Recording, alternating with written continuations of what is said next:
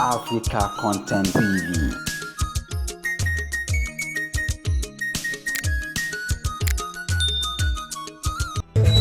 Ìgbésẹ̀ náà rí jẹ́ ọdún mọ́ra, àbábàmọ́ lọ́pàá ọmọ bíi ìyàbọ̀lámi.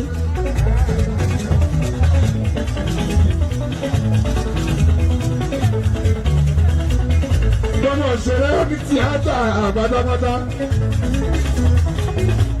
Ẹ̀kọ́ àáfẹ́ àtò sẹ́wọ̀n. Gbogbo Yorùbá Nollywood. Ká má ṣe orí kú ọmọdé mọ́ ọba àzọ́ láàrin wa. Àmì ẹni máa kú ọ̀dà ká. Àwọn àgbàlagbà ní wa. Yorùbá Nollywood. Ọlọ́run gbẹ́dẹ̀ pẹ́ fún àwọn àzọ́ kárí bẹ́ẹ̀.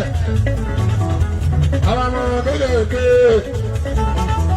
tàǹpẹ́ níbẹ̀ tí wọ́n lọ́ máa tó ọlọ́run kí á dà gbà ó. Káàpẹ́lẹ́ láàbọ̀dà wà sóò ní ti dandan fún. Àwọn ọlọ́run mọ́ fi hàn goodbye good boys my brother. Ìgbésẹ̀ tó máa ti tọ́sí ìbà sọ ojú wa.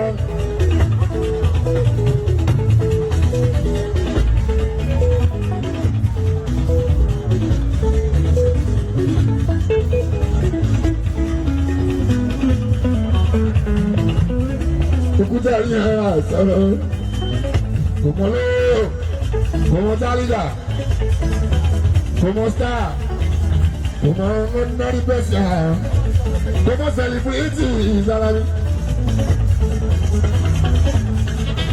Bàṣẹ̀kọ̀ bá tó náà bẹ́ẹ̀ àwọn àṣọ fún yá àmọ́ lọ́dọ̀ tèmi èmi àti ẹbí mi ẹ̀ pàdúrà. Àwọn tèmi ń gbá àdúrà fún mi pàtó. Báwọn ṣe ń gbádùn ní ọ̀la àti ojú wa. Kíṣe ní sẹ́yìn ẹ̀yìn ọba lọ. Kíṣe ní sẹ́yìn ẹ̀yìn ọba mi. Wọ́n ní kíṣe ní sẹ́yìn ẹ̀yìn ọba mi. Ó lè ti rí bẹ́ẹ̀ bá ṣe náà níyà. Àgbẹ̀mẹ̀ yẹn náà wà láti ẹkúnlẹ̀.